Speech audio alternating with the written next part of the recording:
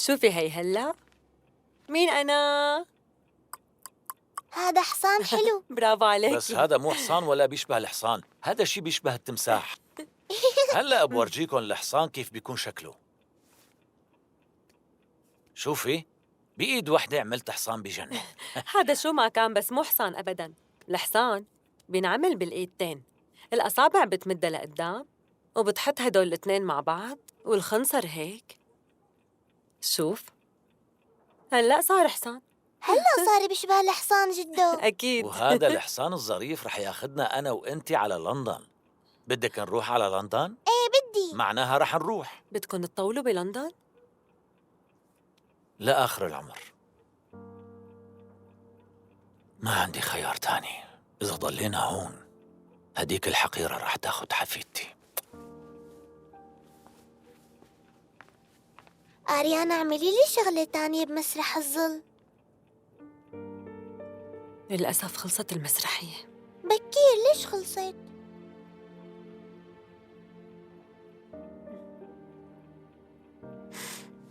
يا روحي انت.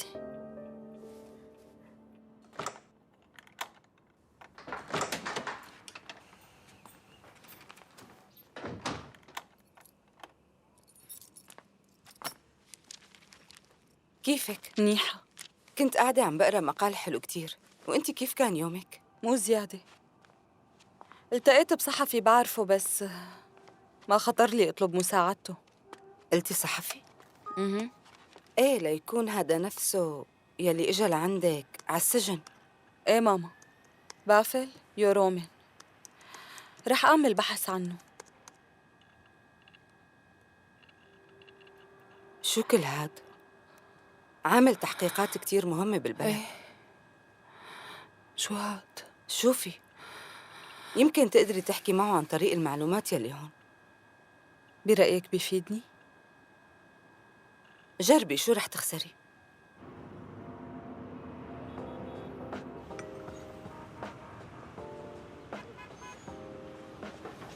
صباح الخير. صباح النور. لو سمحتي واحد أمريكان. تكرم. تفضل. لا شكراً إليك. لو ما بعرف الشي اللي صار معك كنت قلت إنك أسعد بني آدم على وش الأرض.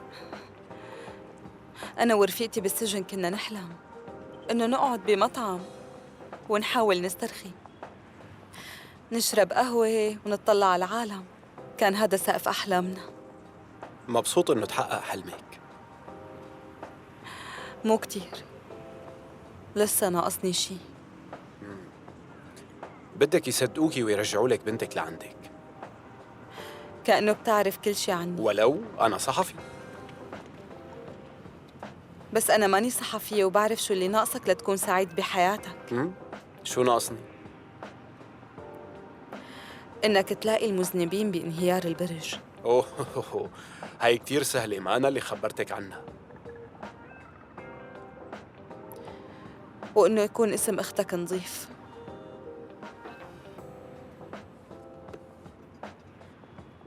كيف عرفتي؟ لقيت صفحتك على الإنترنت وفت عليها. آسفة لأني فتحت هالسيرة، بس أنا عن جد زعلانة عليها. تفضلوا.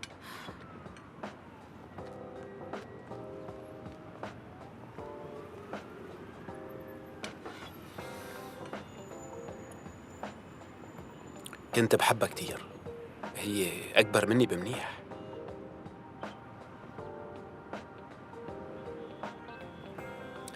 لما خسرنا أهلنا هي وقتها أخذت مكان أمي. بفل أنا حاسة لازم نحط إيدينا بإيدين بعض. بتخيل هيك منقدر نحقق شي. ايه، ونحن الاثنين خسرنا بسبب ميخائيل. مزبوط. ما في مشكلة، بما انه اثنيناتنا عنا نفس القضية. إيه ماشي، أنا موافقة. معناها منبلش. هلأ أنا بتذكر إنه جايلينا كانت عم تعمل حسابات عن مواد البناء يلي كانوا عم يستخدموها، لأنه كانت شاكة إنها رخيصة وفاسدة. كانت ناوية تقدم هالحسابات للمدير. وقتها انهار البرج وقايلينا ما قدمتها، والحسابات ما التقيت. وحسب معلوماتي إنه ستاس كان هو أه؟ المسؤول عن البرج، وغالباً إنه أختك عطته شي وقتها. بعدها تماماً قتلوه. أو أنت كنتي هنيك بالوقت الغلط وبالمكان الغلط. معناتها أهم شيء إنه نعرف إذا أختك التقت بستاس ولا لا. وكيف بقى؟ بخصوص المقابلات، كانت تنظم له إياها أريانا مساعدته. أنت بتعرفيها؟ إيه، لازم تحاول تدخل على مكتبها مشان تشوف كمبيوترها. ما عندي مانع بفوت، بس كيف يا ترى؟ ما بعرف. وهي أول مشكلة. في طريقة. شركة ميخائيل بتتعاون مع شركة لتنسيق الورود دائماً وما بتغيرها. صباح الخير. صباح النور. جاي وصل هدول الوردات. تفضل. شكراً لك.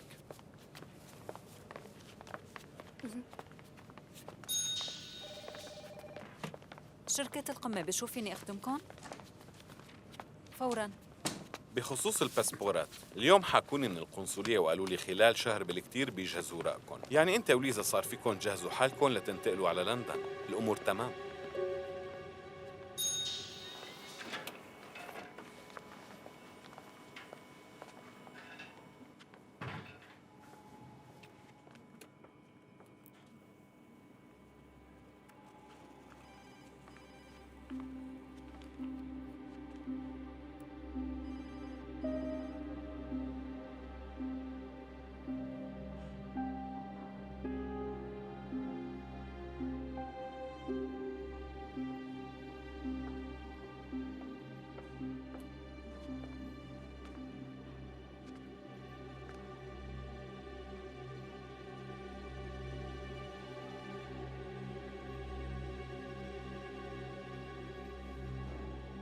حبيبة اسمه تيمور، عنده معمل بموسكو، بيعمل تياب وهيك شغلات كمان. كلمة أيدة ما بتصير تنتين عنده، بيخاف كتير على زعلها. ما بدي تياب، بدي هوية وباسبور. عنده حبيبتي، بيعمل كل شي.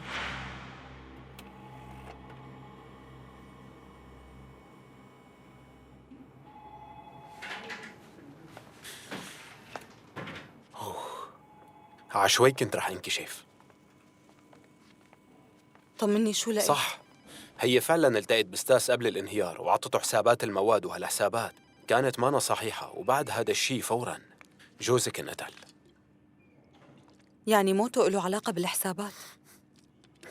لسه ما بعرف، لازم نفكر. أنا نسخت شوية ملفات من لابتوب رفيقتك. لازم نعرف شو كان عم يعمل ستاس بعد ما أخذ الحسابات من جايلينا وبمين التقى بعدها. وقتها بصير فيني أفهم كتير قصص. اسمع شو، إذا قتلوا ستاس بسبب هدول الحسابات فمعناتها نحن فينا نوصل للقتل بكل بساطة. إذا هيك الحل، أنا مستعدة أقعد بين هالملفات أيام كتيرة. هي فرصتي الوحيدة لرجع بنتي. شكراً إلك.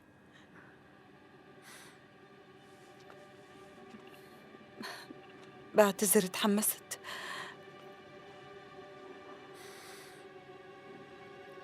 في شي تاني؟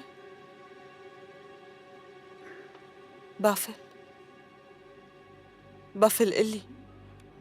شفت ميخائيل وعرفت أنه ناوي ياخد ليزا على لندن ليبعدها عنك.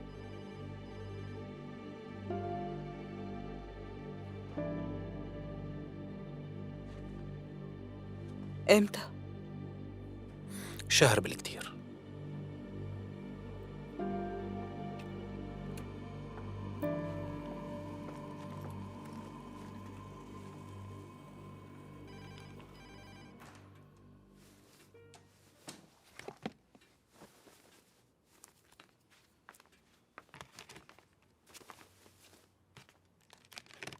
شوفي أريانا، أنا فكرت بشي. أنت مانك غريبة عنا. شو رأيك تسافري معنا؟ بصفتي شو؟ بصفتك مربية ليزا، لأنه ليزا بحاجتك كتير. بتوقع هنيك رح يكون في مربيات فهمانين أكتر مني. أريانا بتمنى تروحي معنا.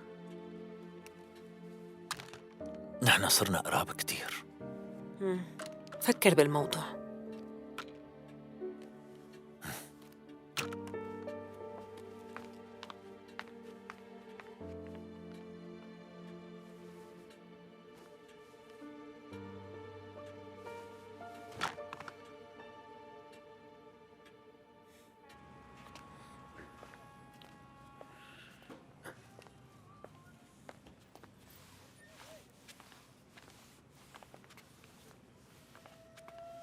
مرحبا. أهلين. عندي خبر منيح، احذري شو هو. بس ما تكون لقيت المذنب بقتل أختك. لا، بس أنا لقيت طريقة لحتى تقدري تلتقي ببنتك.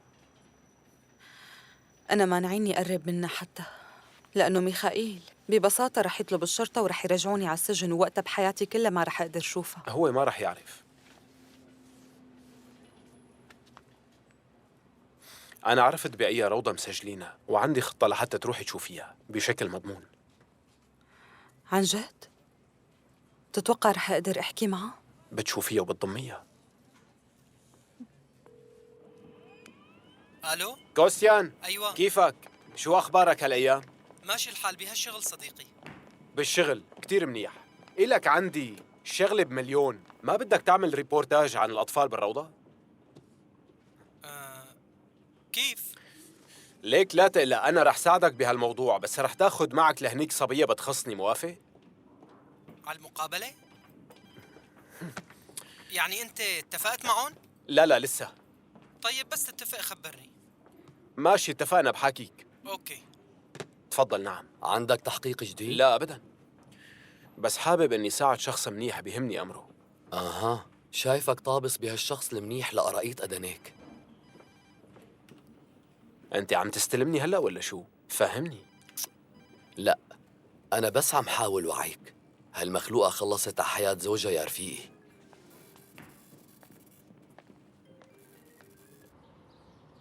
بصراحة في نقص ببرامجنا عن قدرات الأطفال بمجتمعنا، وقليل لا يحكوا عن الأطفال ويحاولوا يقدموا حلول لمشاكلهم بالحياة. إيه صح، معك حق. لهيك لازم نعمل شيء بهذا الخصوص. ممكن نعمل أنا وياكي هذا البرنامج، طبعاً إذا حبيتي. بظن كتير رح يفيد. اتركيهم أنا بعد. شو رأي حضرتك كمنتجة؟ هالشي ممكن يفيد يا ترى؟ يلا لشوف. برافو. أه حبيبي أنت عود هون. أكيد شي منيح. بصراحة أنا عندي كتير أفكار مميزة وحابة أخذ هالفرصة. شو قولتك؟ معلش العب بالمكعبات. ايه شو هالشعرات الحلوين والجاكيت الحلو. بس بتعرفي حبيبتي هذا الجاكيت ما بيزبط للتصوير. تعي نبدله بشي تاني. لو سمحتي فيكي تاخديها تبدلي لها ثيابها مشان مو الكادر مشكلة. يطلع متناسق. طيب ممكن نغير لها مشان لأنه الصورة. جاكيت في مشكلة، كارو رح تفضلي يضرب خدي على راحتك. التصوير. بتعرفي إذا وين عندك شي هذا خزانتك؟ بيكون ايه أحسن. تعالي. صراحة هي أي مو الأمور مشكلة. ما فينا نتجاوزها. ليكا. هي فيني افتحها؟ لو سمحتي.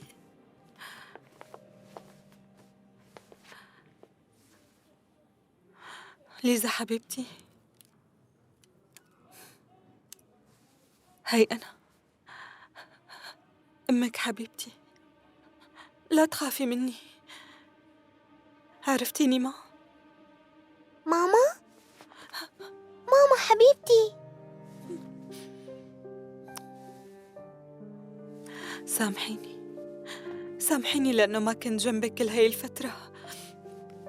ما كنت بقدر أجي، بس أنا كل ثانية عم فكر فيكي وعم بتذكرك. هالوش الحلو ما فارقني.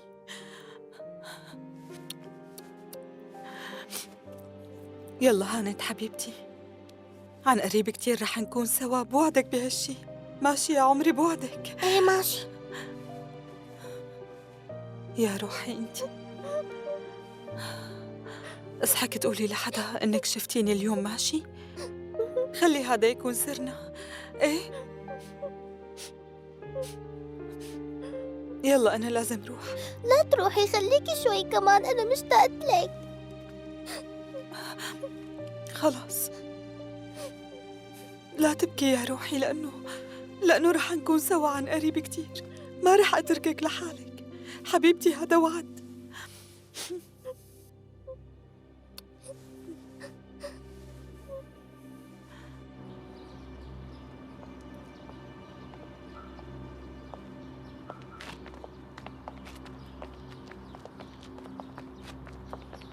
يا لينا شبك، اطلعي بالسيارة.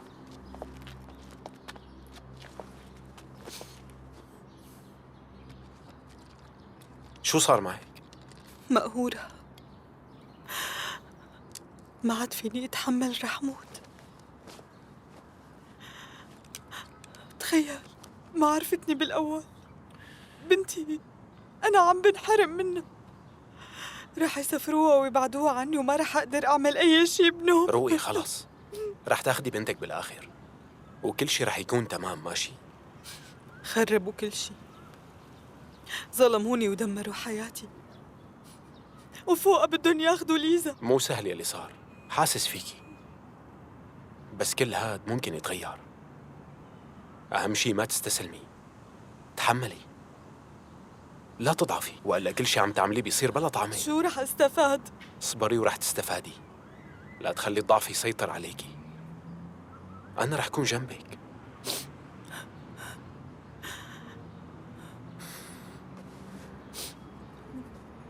خلص اهدي وانبسطي بيلي صار. خدي اشربي، ولا بقى تقولي ما بقدر. انت عندك ليزا، شفتيها وحكيتي معها، وبدك هلأ بعد ما شفتيها تستسلمي؟ لا، ما بدي استسلم. معك حق، تعذبتوا بعدوني عن بنتي، بسيطة تنحل. أنا بعرف كيف أخذ حقي منهم.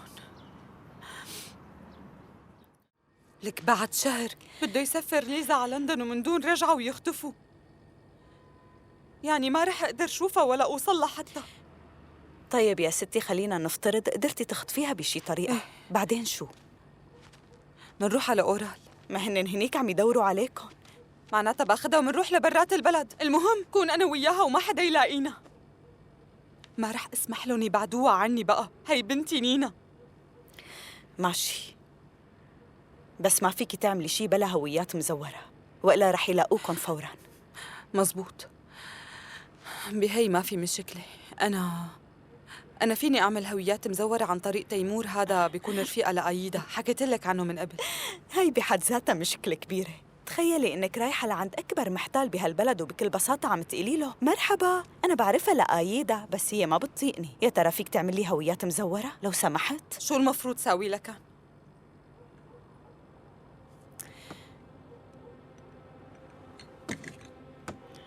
اسمعي، عندي فكرة رح تخليكي توصلي لهذا تيمور. تتذكريها لماشكا؟ تابعتها لأيدا؟ شوفي، أمها كتير مريضة، لازمها مصاري لتعالجها. بتعرفي بشو عم فكر؟ نحن منعطيها مصاري بس منشارطها قبل ومنقلها تختفي عن الأنظار لفترة. انتي بهذا الوقت تتحركي، يعني بتعملي حالك ماشكا، ما رح يوصلوا لها. هالشي رح يكلفنا مصاري كتير. والأميرة قالت ما رح نتركها لليزا أبداً، رايحين معها. رح آخدهم وآخد مرحبا يا الدبدوب بنات، كمان. كيف الحياة معكم؟ شو عاملين؟ عم نلعب. تعالي معي يا شاطرة. ما أحلاها هالكنزة اللي انتي لابستيها، بس بتعرفي شو؟ هالكنزة ما بتناسب المشوار يلي نحن رايحينه. روحي مع ماما خليها تغير لك إياها. ماما بتحبك وبتموت فيكي. ليزا حبيبتي، انت شو قلتي هلأ؟ قلتي ماما؟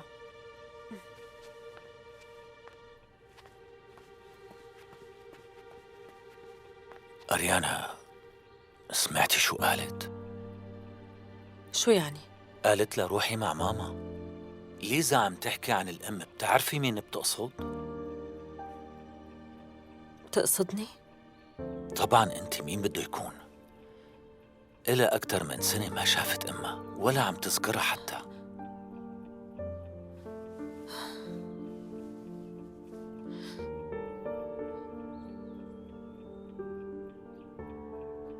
يا ترى المحامي تبعك بيقدر يزبط لي وراقي مشان سافر معكن على لندن؟ طبعا بيقدر.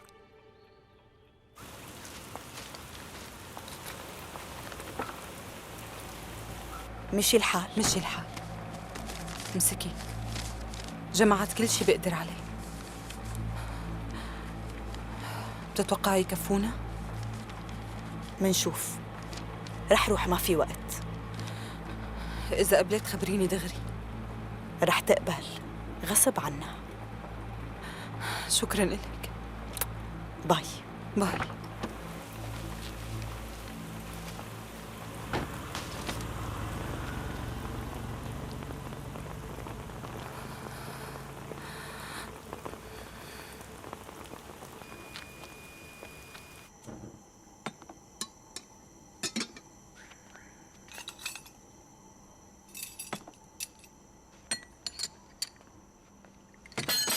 يا الله دخيلك.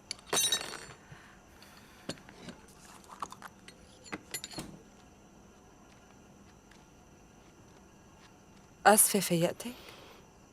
لا بنتي، ما في مشكلة. أساساً لازم في هلأ مشان روح الشغل. أنتي ليش ما نمتي؟ ما بعرف، حاولت بس ما قدرت. يا لينا، مو لازم تخبريني بنتي؟ شو عم تعملي؟ ما عملت شي، كله تمام.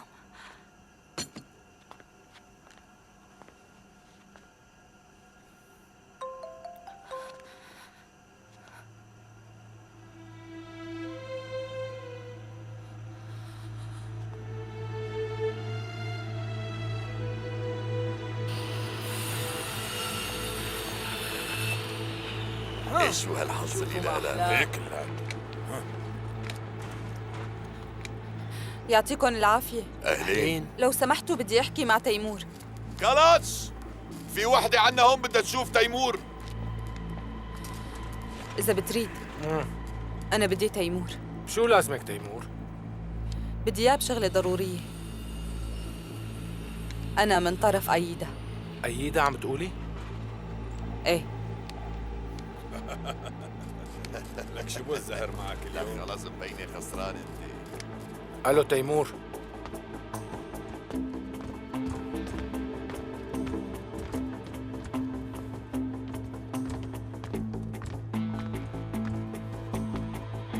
تمشي بالكوريدور بعدين ثالث باب على اليسار.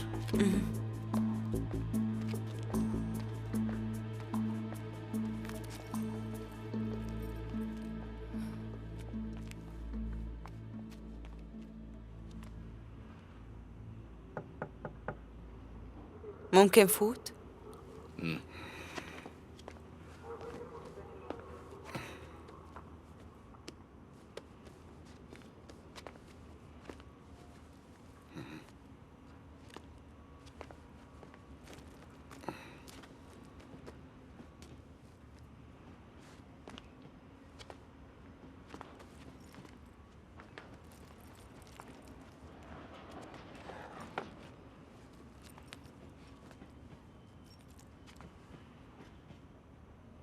من وين بتعرفيها لآيدا؟ نحن كنا مع بعض بالسجن. شو اسمك؟ ماشكا. وليش عم تسألي عني؟ لازمني هويات جديدة. آيدا قالت لي بتقدر تساعدني. وليش لازمك؟ كيف ليش؟ بدي بلش حياة جديدة. بدي السجن ما يضل لاحقني كل حياتي. تعرفي الأسعار؟ بشكل تقريبي مو أكتر.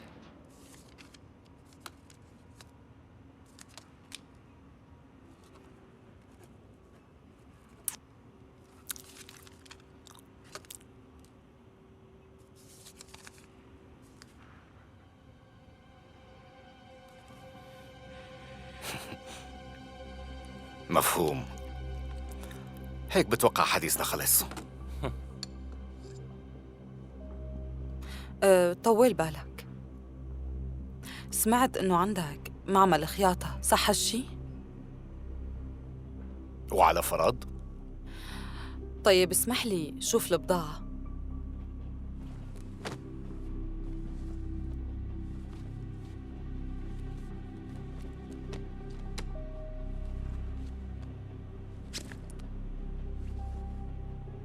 عندي الحل.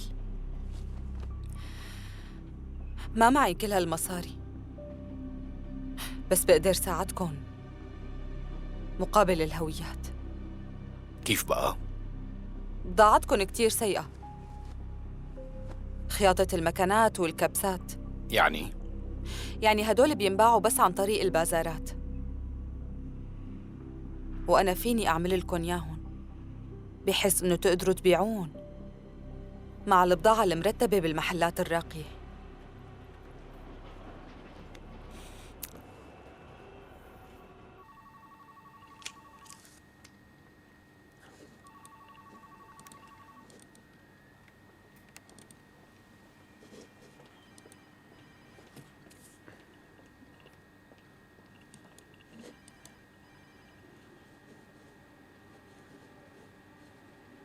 تقرير عن رحلة العمل شركة القمة خفاستوف.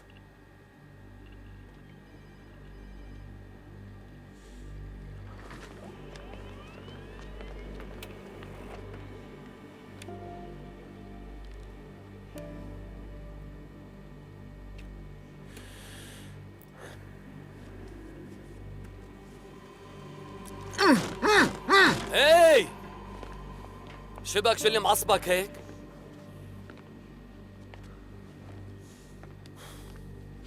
شو صاير معك؟ ما عم تزبط معي، في شي غلط.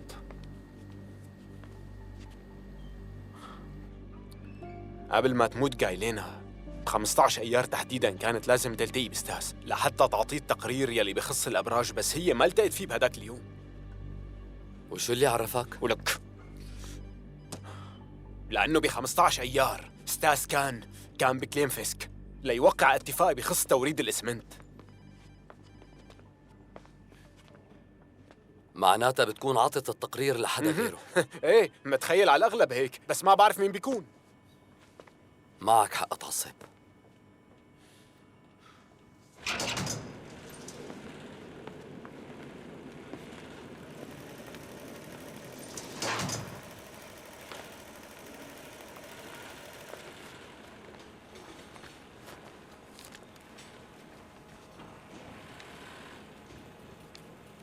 هي المجموعة اللي عم تحاولوا تقلدوها؟ ايه هي. شو رأيك؟ بصراحة الشغل مو ظابط بنوب، السحاب رخيص والكبسات كمان. ايه الزمي حدودك ولا تخبصي بالحكي. اصلا انت شو بيفهمك بهي الشغلات؟ سمعنا شوي. تفضلي كملي. البطانة كتير سيئة والخياطة معنا ظابطة. لازم تهتموا بهالشغلات مشان السعر. هالأمور هن اللي بيطلعوا عليها أول شي. مو صعب تعملوا تقليد للماركة، بس خيطوا بطريقة ما بتختلف عن الأصلية. ايه وبصير سعرها بهديك الحسبة. مجنونة هي تيمور، لا ترد عليها. حاجتنا أرتور، خليني أفهم منها. وغيره؟ صح هيك رح يكبر راس مال القطعة، بس بشكل عام النوعية المنيحة بتجيب سعر منيح، ونسبة الأرباح رح تكون أكبر من هي. وكمان بتقدروا تبيعوهم بأماكن أحسن من البازارات. بتبيعوهم فوراً بالمحلات، وبعدين بتوصل لأماكن أحسن وممكن بالمتاجر الضخمة. بس لازم تراعوا هالتفاصيل لتعملوا فيهم شغل منيح. شو رأيك؟ معقول تصدق هالعلاج تيمور؟ تجار البلد كلهم عم يتخانقوا على بضاعتنا. بس إذا بضاعتكم وصلت للطابق العلامة التجارية أكيد رح تنباع أغلى من هلأ، وأكيد رح يتخانقوا عليها أكثر. روحي، نحكي بكرة.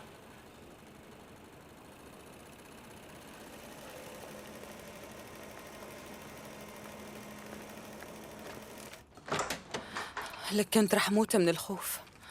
روقي حبيبتي، بعرف، بقدر اتخيل حالتك. ما بظنينا. لو تشوفي وشه لهذا تيمور طيب روقي روقي وحاولي تسترخي وانسي، كله صار وراكي. يا ريت لو اقدر. شو هذا الصوت؟ مين بهذا الوقت؟ يا لينا لا تفتحي، عم تسمعي؟ لا تفتحي. رح شوف مين، ما بظن هو. يا لينا لا تفتحي، هلأ بيروح. هاد بافل، برجع بدقلك. ماشي.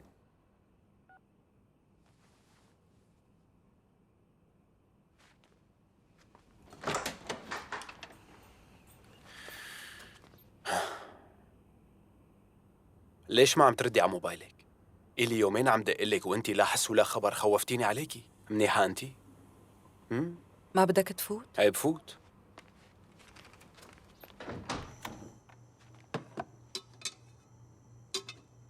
صاير معك شي؟ شو؟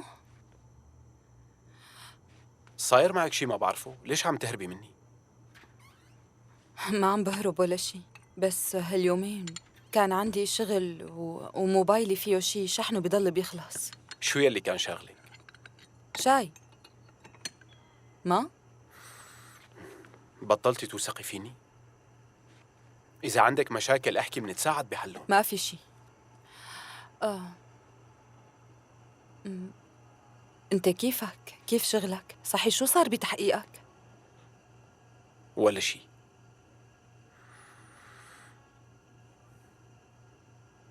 ما عم يزبط شي. بس بتقدري تساعديني. أنا؟ إذا فيني موافقة.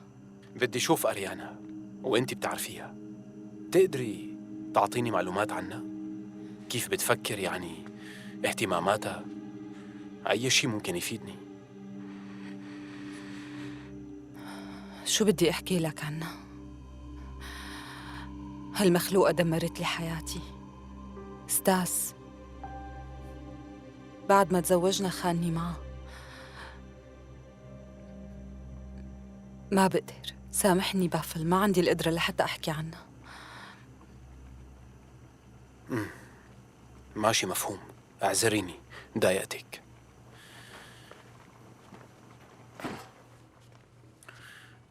إذا هيك خلينا نغير الموضوع. بتعرفي شو؟ لازم نحن اتنين نتمشى. نطلع نمشي؟